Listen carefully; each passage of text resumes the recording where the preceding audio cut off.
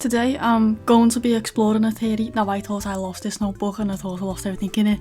I'm so glad I haven't, because trying to redo it all would have been a nightmare. I just wanted to just sort of make the video, but thankfully I have found it. So here it is, it's a theory.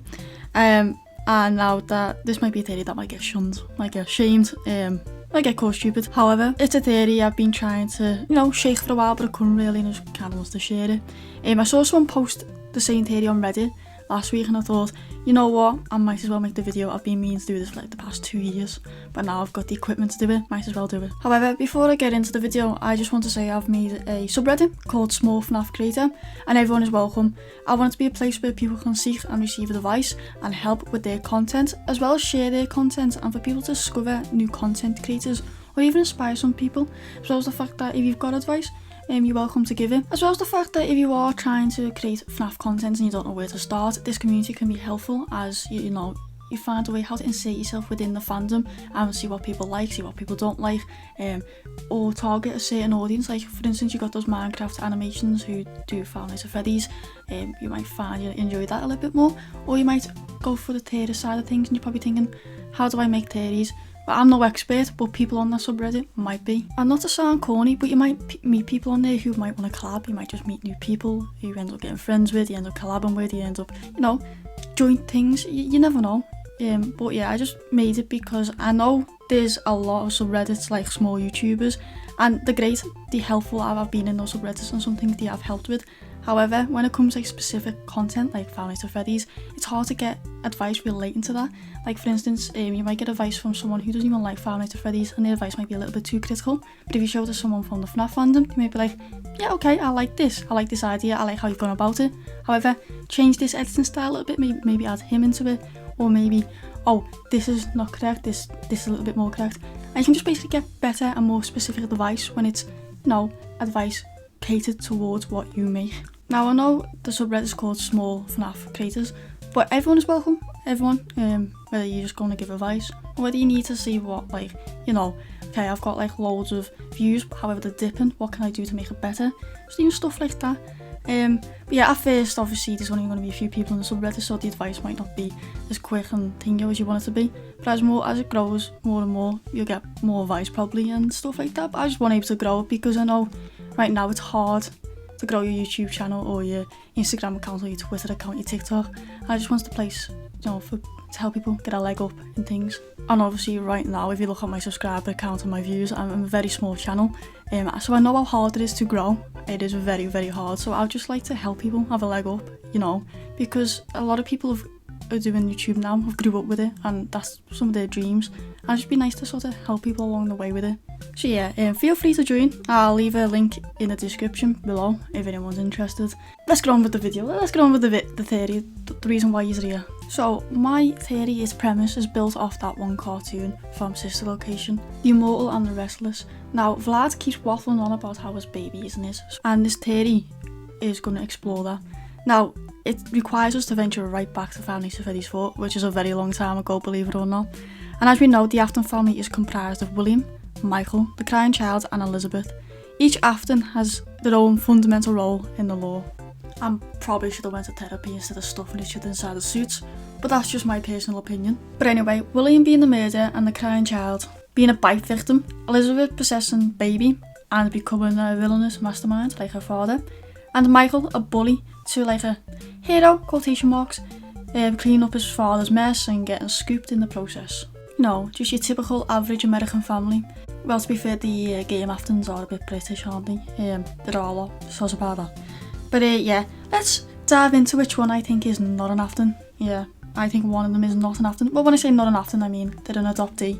So, let me take you back to FiveNightsAtfreddys 4, like I've been saying for the past 5 minutes, where we first introduced to two of Afton's kids, the Crying Child and Michael Afton, and through the 8-bit mini-games we are told a story about this poor child who's absolutely traumatised by his older brother, and his father basically just not stepping in.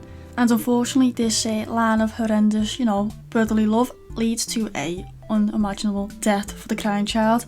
We see in this 8-bit minigame Fredbear chomp on the Crying Child's head like he's a burger, and that results in the death of the Crying Child. However, in this 8-bit minigame we are actually introduced to a third Afton, who we later get introduced to properly in Sister Location. However, let's stick to FiveNightsAtfreddys 4 because it will get confusing. The main gameplay of FiveNightsAtfreddys 4, we play as an unnamed child, and the reason why I've said unnamed child is because some people believe we're playing as Michael Afton, others believe we're playing as a crying child. I don't really want to step on anyone's toes. Anyway, in the main gameplay, we seem to be having nightmares and having to fend off against the nightmare versions of the Fav 4 and Co. in a similar layout to the FiveNightsAtfreddys 1 location. We can also sometimes see medical equipment beside the bed. However, the layout of the Afton house does not match up with the layout of the bedroom in the nightmares. So the unnamed child has, dreamt up a random bedroom. Well, no, because we see in the FiveNightsAtfreddys sister location, Secret Office, that the FNAF 4 bedroom actually exists and it is real. And for some reason, it's absolutely cameraed up to hell. It's under surveillance. Now, why? The question is why? Well, what if I told you that the nightmare animatronics are actually real and they're enhanced by hallucinogenic gas? Well, it seems that Afton is experimenting on children in that house. I can go deeper into this. However, I won't in this video, but I can do it in a different video. But the sources for this is the Twisted Ones, the Fourth Closet, those who were from the novel series, as well as the gas canisters in Sister Location Custom Night, and one of the stories from Tales from the Pizzaplex, B7 too. But yeah, William used children as test subjects and subjected them to hallucinations. We can assume both Michael and the crying child were both subjected to these experiments, as Michael draws Nightmare Fredbear in the logbook, and the crying child is absolutely terrified of the animatronics and Fredbears. Now, why would he be absolutely terrified of them unless he's seen something? Now, moving on to FiveNightsAtfreddys' sister location, where we are officially introduced to Elizabeth Afton. However, unlike the previous two Afton children, Elizabeth is intrigued by the animatronics, specifically Baby. She is desperate to play with this animatronic, as we know from the dialogue. We also know from the dialogue that William built this animatronic for her, quotation marks. Daddy, you let the other children go see her. Why won't you let me go? Daddy, just once let me go play with her. She's so pretty and shiny. Didn't you make her just for me? Daddy, she can make balloons. Have you seen her make balloons? Oh, Daddy, let me go to her. Daddy isn't watching. Don't tell Daddy that I'm here. I wanted to watch your show too. I don't know why he won't let me come see you. You're wonderful. Which is questionable, as the animatronic has been Afton-fied, built in to do its thing, and Afton tries to keep Elizabeth away from Baby. But as we know, that doesn't go as planned, because in the ice cream minigame, Elizabeth disobeys Afton and is ultimately stuffed and possesses Baby. But thankfully for this minigame, we get to see the physical appearance of Elizabeth Afton, as she is ginger with green eyes, right? And as we know from FiveNightsAtfreddys 4, the minigames, Michael has brown hair, the crying child, brown hair, Elizabeth, ginger hair. She doesn't resemble her brothers in the 8-bit minigame form. You're probably thinking, well, okay. But as we know, Scott puts meaning into these things. He doesn't do this by accident. There's always a meaning to it. Like, for instance, purple indicates Afton, and we've got Baby's eyes turning green after the possession, to indicate that Baby is now possessed by this little girl with green eyes. Now, as we know from the sister location, custom ending cutscene, they almost mistake Michael for William, as they look alike. They didn't recognize me at first, but then they thought I was you. So we know Michael is part of the Afton family. He's biologically William's son. So that eliminates Michael for me. And as we know, the crying child looks similar to Michael. So that also eliminates the crying child for me. And you're probably thinking, have you based this because Elizabeth Afton's ginger? Yes I have. But you're right, this is not enough to prove that Elizabeth Afton is adopted. You're perfectly right. But this brings us to the Immortal and the Restless, which I mentioned earlier is the basis of this theory. And we see a vampire named Vlad and his estranged girl, Clara, arguing over whether the child is. Now, the vampire in this is meant to represent Afton. We can tell by the colour representation of the purple. And when Clara points out why the baby is Vlad's, she only points out the similarities between the baby's and Vlad's behaviour. She never actually points out that they look alike, only that their behaviour is similar. Doesn't mean anything. He sleeps on the ceiling fan! They had to knock him out of the air with a broom! Now, what Afton child do we know acts very similar to William, Elizabeth Afton? And not to be on the nose a bit, this is a bit of a leap, but in that cartoon, the baby doesn't have a name, it's just referred to as the baby. Now, what animatronic is Elizabeth possessing? That's right, Baby. Of course, that's a bit of a leap, so if you want, just ignore that. I just have to point that out. But yeah, we see Elizabeth Afton's behaviour very similar to William Afton's, and she does this to impress him, just to make him proud. I will make you proud, Daddy. Watch, listen, and be full. But yeah, that's my theory, and I'm going to summarise it now. So Elizabeth Afton is not Afton's biological child, and I've come to that conclusion through the fact that we know what Afton looks like from the Five Nights at Freddy's sister location custom night end scene. He looks like Michael Afton. They didn't recognize me at first, but then they thought I was you. And we know what he looks like from the minigames. And as we know from the minigames, the crying child also resembles Michael. They look all related. However, Elizabeth Afton doesn't resemble any of them. She's ginger and green-eyed.